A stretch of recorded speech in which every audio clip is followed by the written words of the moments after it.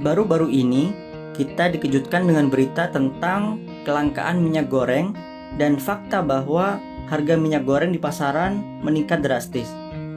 Meningkatnya harga minyak goreng tentu sangat berdampak bagi masyarakat, karena memang hampir setiap hari kita mengonsumsi minyak goreng, baik dari makanan yang digoreng secara langsung, seperti gorengan, kerupuk, sayur tumis, hingga campuran dalam adonan roti, cookies, es krim, dan sebagainya. Minyak goreng bisa berasal dari hewan ataupun dari tumbuhan. Minyak goreng yang berasal dari tumbuhan disebut juga dengan minyak nabati. Minyak nabati pun beraneka ragam. Ada yang berasal dari kelapa, kelapa sawit, biji bunga matahari, kacang tanah, alpukat, kanola, zaitun, dan sebagainya. Namun, pada kesempatan kali ini, kami hanya akan membahas tentang pembuatan minyak goreng dari kelapa sawit.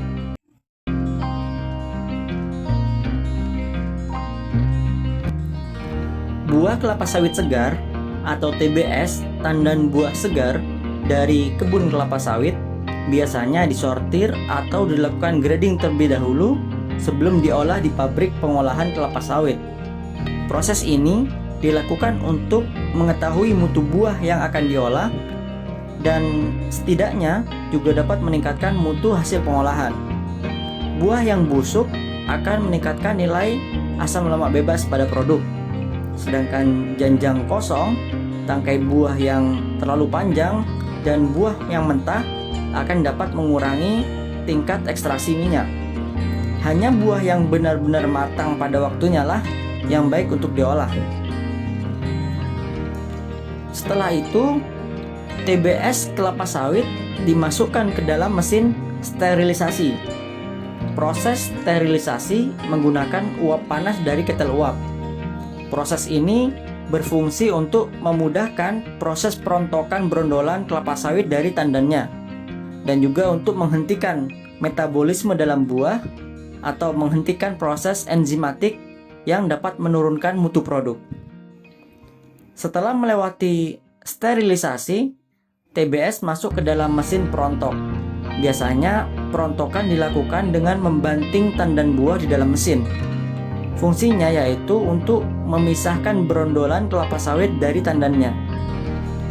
Tandan yang sudah tidak mengandung brondolan biasanya disebut tandan kosong. Tandan kosong ini bisa dikembalikan lagi ke kebun sebagai pupuk organik, atau bisa juga terlebih dahulu diekstrak sisa minyaknya menggunakan empty bunch press. Brondolan yang sudah terpisah kemudian masuk ke dalam mesin pencerna, pelumat atau digester, yang fungsinya untuk melumat atau mencerna daging buah, memisahkan serat dari bijinya, melepaskan sel-sel minyak sebelum nantinya diekstrak. Pelumatan terjadi pada suhu hampir 100 derajat Celcius. Setelah dicerna atau dilumat, hasilnya masuk ke dalam mesin ekstraksi atau mesin press, yang fungsinya untuk memisahkan minyak kotor dengan ampasnya yang berisi serat dan biji kelapa sawit. Biji kelapa sawit tersebut nantinya akan dipecah menjadi cangkang dan inti sawit. Cangkang sawit ini bersamaan dengan serat tadi nantinya akan dijadikan sebagai bahan bakar ketel uap. Sedangkan inti sawit akan diolah kembali untuk diambil minyak inti sawit. Kembali ke minyak kotor tadi setelah dipres. Setelah keluar dari mesin press, minyak kotor akan masuk ke dalam tangki pengikat pasir atau sand trap tank yang berfungsi untuk memisahkan pasir dari minyak kotor. Kemudian minyak kotor yang sudah dipisahkan dari pasir disaring dari sisa-sisa serat dan kotoran sebelum nantinya masuk ke dalam tangki klarifikasi. Tangki ini bekerja secara otomatis akan memisahkan minyak, air, dan kotoran berdasarkan berat jenisnya. Minyak yang secara otomatis ada pada bagian atas dipindahkan secara overflow ke dalam tangki purifier yang berfungsi untuk memurnikan minyak dari air. Dengan titik didih yang lebih rendah, air otomatis akan menguap dan hanya menyisakan minyaknya saja. Minyak ini kemudian masuk ke dalam mesin pengering vakum yang fungsinya hampir sama, yaitu untuk menurunkan kadar air. Kemudian akhirnya akan disimpan dalam tangki penyimpanan. Inilah yang disebut dengan CPO atau crude palm oil. Pengolahan CPO menjadi minyak goreng biasanya dilakukan di pabrik yang berbeda. CPO dari pabrik pengolahan kelapa sawit kemudian dikirim ke pabrik pemurnian atau refinery menggunakan truk atau kapal. Untuk menjadi minyak goreng, CPO harus melalui proses pemurnian dan pemisahan fraksi.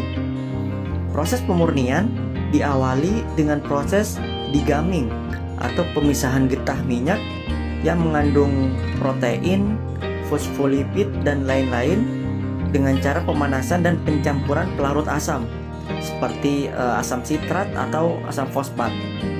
Setelah getah minyak dipisahkan, minyak kemudian melalui proses bleaching atau pemucatan warna menggunakan bleaching agent seperti bleaching earth, sejenis lempung dari mineral. Fungsinya yaitu untuk memisahkan zat-zat warna yang menyebabkan CPO berwarna gelap atau coklat kemerahan. Zat warna tersebut nantinya akan terjerat oleh absorben tadi sehingga warna minyak menjadi jernih atau bening. Biasanya, apabila warna minyak yang di pasaran itu menyimpang dari warna pada umumnya yang bening, itu tidak akan dipilih oleh konsumen, meskipun sebenarnya lebih baik. Setelah itu, minyak akan disaring untuk dipisahkan dari bleaching earth yang tadi digunakan. Setelah itu, minyak akan melalui proses penghilangan bau pada mesin hampa udara yang sekitar bersuhu 200 derajat Celcius. Komponen penyebab bau seperti asam lemak bebas akan menguap dan terpisah dari minyak.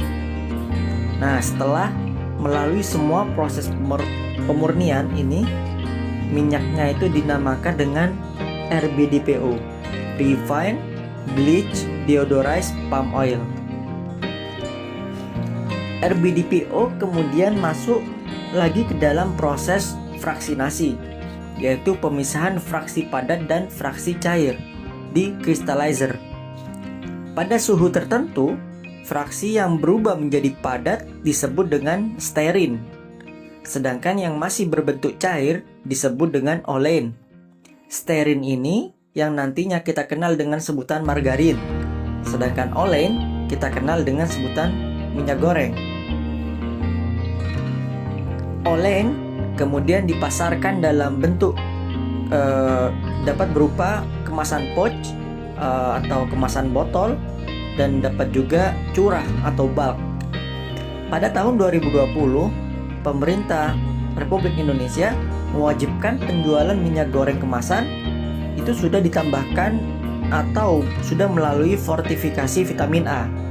Hal ini bertujuan untuk menurunkan defisiensi vitamin A di masyarakat. Begitu. So, cukup rumit bukan? Semoga dengan penjelasan tadi banyak dapat menambah wawasan kita bersama. Apabila ada masukan dan ide pembahasan lain, silakan dapat ditulis di kolom komentar. Sampai jumpa dan terima kasih.